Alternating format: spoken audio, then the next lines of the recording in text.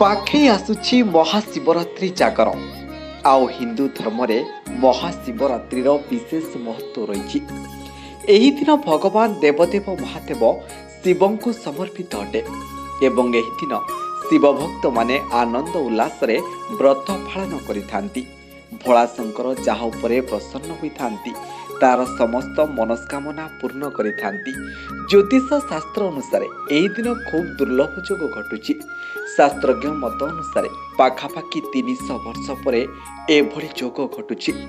एही दिन महाजोग घटुची, तेणु किछिटा राशिंक पई खूब शुभ समय अटे। जदि ग्रहण स्थिति कहिबा तेबे एही दिन मकर राशि रे मंगल और चंद्रमार ज्युति घटुची, जहा द्वारा चंद्र मंगल जोगर निर्माण हेउची। एहा सहित कुंभ राशि रे शुक्र शनि और सूर्यंकर तीग्रही जोग निर्माण हेउची एवं मीन राशि रे राहु और बुध संयोग घटुची। एपरि जोग अनेकंक राशिंक जीवन रे खुशी और सुख समृद्धि नहीं आसीथाए। मेष राशि चलित थर महाशिवरात्रि रे मेष राशि व्यक्ति उपरे महादेवंकर अशेष कृपा रहिबो।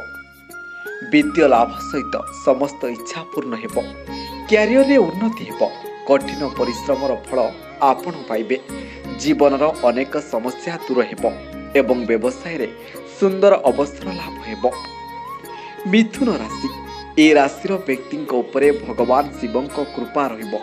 जदि आपण जने चाकरिया तेबे सुफल पाइबे। व्यवसाय रे नुआ सुजोग मिलिबो। महादेवंक कृपा दीर्घ समय पर्यंत काम करिबो।